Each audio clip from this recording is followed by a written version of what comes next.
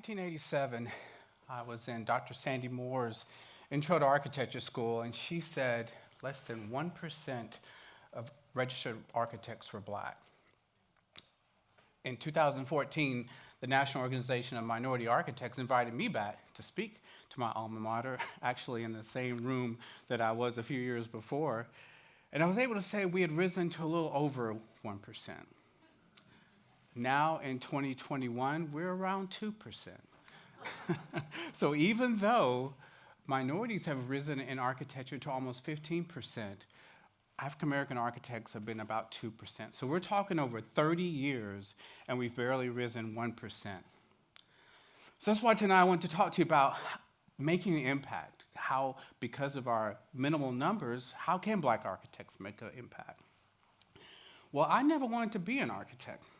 I was a musician who was pretending I was becoming an electrical engineer, and I still can't believe I thought I was going to be an electrical engineer. I was a musician, and I loved it. I was a classical timpanist, and I had this dream of being the New York Philharmonic. I was good at it, but I wasn't great at it, and I certainly wasn't good enough to make a living at it. Still remember my dad saying, there's already one too many music majors in this household. My brother, who I was really looked up to and was probably the reason why I was in music, was a much more talented musician than I was. So I was at this crossroads. What am I going to do? So I went to the University of Alabama career counseling and sat down, and I was in line. I didn't know what I was going to talk to him about. I opened up the magazine, and it opened up right up to architecture, and it said, architecture was like music superimposed over structure. And I was like, this sounds great. So I was gravitated toward it, and I didn't even stay. I picked up the magazine and went home and I went to start immediately trying to figure out, how can I become an architect? How can I figure out a way to get this music and this architecture together? So in 1987, I went to school in Newark, New Jersey, which, by the way, is a lot different from Huntsville, Alabama, where I was from in 1987. But I went there, and this whole dream of, in all of my early classes, trying to figure out, this superimposing, and I was using all my musical terms to try to figure it out. But, along the way, I realized I was much more interested in the people that used architecture. I was more interested in the spaces and places that used the architecture and how architecture influenced them than I really was music and architecture. So as I continued to grow into architecture, I was like, how can I do that? How can I figure this out? Well, I had a career redirecting professor named Tony Schumann, and Tony taught about housing. But he didn't just talk about housing. He talked about affordable housing. He talked about how people lived. He talked about homelessness and how people lived in these, boxes. But this was their home, and how, we had to understand about the differences of the different incomes, but also the kind of reality of living in it, how you wanted to live, and how those homes actually turned into communities. I mean, how many times has someone came to me and said, I want you to design my house? But in truth, they want me to design their dream house, turning a dream into a reality. So I realized this is something that I really wanted to do. So when I graduated, I wanted to be a change the world type of architect. I wanted to impact people. But I'm not a lawyer who can change laws. I'm not a teacher. I'm not a doctor, I'm an architect. But I really believe that how you live, where you live, no matter how it's different, and your work environment, your place that you learn, your place that you go every day, impacts the way you live. I mean, think about this place that we are tonight. Architecture impacts us, one way or the other. In the 1970s, there was public housing, and I'm sure you all are aware of. And one I always talk about is Cabrini Green, which was an utter failure in Chicago. It was built to last forever, but it was built in the 60s, and 30 years later we had to demolish it because I felt like that we as architects were not representing people. We were not understanding how people needed to live. Do you guys even remember in the 70s we did schools without windows? I mean, think about that now. And we thought that was the way to do it. So although architecture, how did it affect us back then? How did it affect me, I guess, for that matter? But, there's also some great architecture along the way, too. All the great, the Sistine Chapel and all these great things. So I realize architecture can make a difference, but if there's so few of us, how can we make a difference as Black architects? What can we do to impose ourselves? How can we break this minimalization of who we are? So as I graduated, like I said, I realized, okay, well, I'm a little different from everybody else. And in architecture school, it was, there was like 2 more Black architects that we were graduating with. And when we see somebody that looked like us, we would just run up into them like wanting to touch them. And we were just like a sponge, tell us something more, tell us something more. And we just, we felt like this was, how can we become like you become? I also realized once I got out how different we are. I always remember I was at a conference one time, and this guy kept coming to me, asking me to get him water. And I'm kind of oblivious to it. I said, oh, it's right over there. And he was really irritated with me that I wasn't giving him water. Later on, I realized he thought I was part of the wait staff. And why was that? Because he wasn't used to me or anybody looking like me being in that room. I still get faced with that sometimes today, where I'm the only person looking in that room. He felt pretty embarrassed later on, although I still don't think he ever really apologized. But nevertheless, it gave me a harsh reality to show me that we're minimal, and how do we make a difference when we're minimized that way? So I decided, okay, I'm getting out in architecture. I want to figure out a way to do this. My first real project that I worked on, it was a project that was a health center. And this health center represented people that looked a lot like me. They represented the underrepresented neighborhoods, the underinsured neighborhoods. And somehow or another, I got it in front of them. So I was so excited, and they really were not that excited with me. And I remember the assistant director was the one who toured me around. After I was done, I was like pumped, but they weren't. However, a friend of the mayor's office said, you got to give this guy a shot. So I was able to convince them that I was the right person to do their project, and my firm was the right firm to do their project. So we went through all these meetings and learning who they were, and these doctors and these dentists and these nurses, despite the fact that their building was a tired building, they still delivered quality health care. And I just remember, maybe I cared a little bit differently because they did look like me.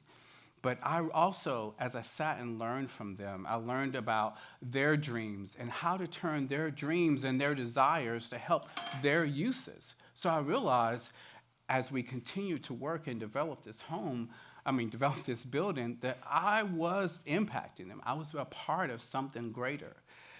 We did so much, with them. I helped them with fish fries and, all kinds of things that they did because they had to raise money for this building. But to this day, I still feel like a part of that family 20 years later. Now, this is not to say that there's not a lot of Black architects ever in history. I don't want to give that example. McKissick & McKissick is the first registered Black architecture firm in the country, and it started right here in Nashville, Tennessee. I also had the privilege of working with Moody Nolan, and Kurt Moody started Moody Nolan in 1982, and now we're the largest African-American-owned architecture firm in the country. So,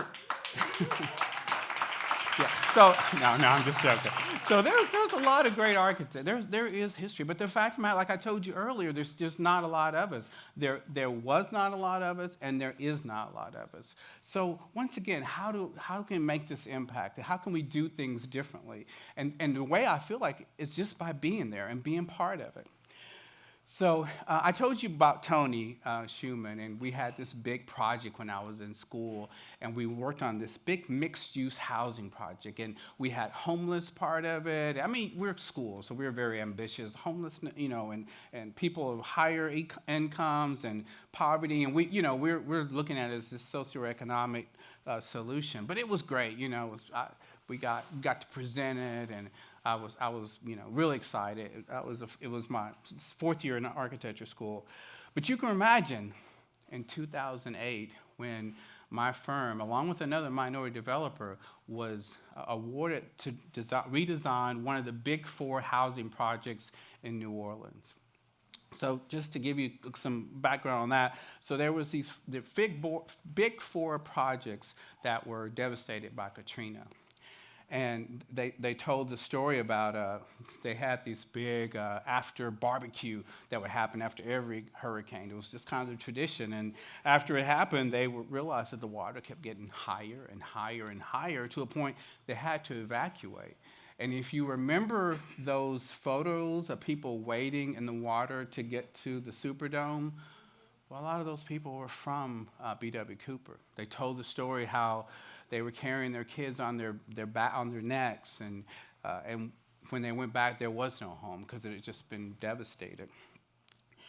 But what I realized, even those homes, however, it really didn't respect who they were. It was really just, this is part of that public housing that I had mentioned earlier.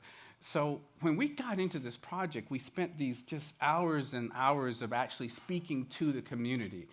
You know, I think we mentioned gumbo earlier. That's what they had, and it was good gumbo. But we were able to talk, and they were able to share their dreams. And what was interesting, their dreams are not much different than ours. They wanted a safe place to sit back and to grow up and to get old and to be able to watch their kids grow up and not be worried about crime. So we worked and we listened and we came up with all these ideas and concepts, and we came up with like a perfect plan for it. However, I will say it ended up being my most difficult project ever. And I had a 5-year-old son at the time, and even he could tell how much of a toll it took on me. It took a toll because of just the bureaucracy of it all. There was how the HUD was part of it. Even the HUD secretary came and visited us at that time. The Housing Authority had their eyes into it. It was tough financing because it was right after the recession. Even the historical society of the New Orleans area, even they were interested in it. So I had all of these different, people tugging at it. And I was still had in the back of my mind those people at the gumbo, the people who are going to use this place. But we got through it. And when I went back a few years later, I was really proud of what had happened. 440 homes for 400 people, 440 units for 400 people. It was great to see what had happened. There was playgrounds where they could actually watch their kids play. And I would say that crime was no longer the ruler of their existence. Now, I didn't solve all their problems, I'm an architect, like I said, but I hope that maybe that changed generations to come, and maybe I was just able to impact it just a little bit. So what I learned through all this is that, I wasn't necessarily that I did that better than anybody else could do it. But what I realized was something was different about me being there that someone that didn't look like me wasn't there. Because those people were like me. And if there's 10 people in a room and there's 10 voices, and I'm not in that room, that voice is being missed. So as I continue to grow into what it is to be a Black architect, it's that the authenticity of a Black architect in a Black community gives us something different. And I just told you there wasn't a lot of it, so this was something that hadn't been done historically throughout our whole society. I mean, you think about all the communities and the hospitals and the research labs that are being designed with just a minuscule type of voice from a Black architect and Black designer. I went on to further understand that I remember earlier when I talked about how we wanted to get out and touch a Black architect. I realized that was me now. I was someone that people could come and reach out and touch. Not just families, but younger architects who could come out and touch me. So after all of that, I realized I did make an impact. I can make an impact. And that's how a Black architect can impact a community. Thanks.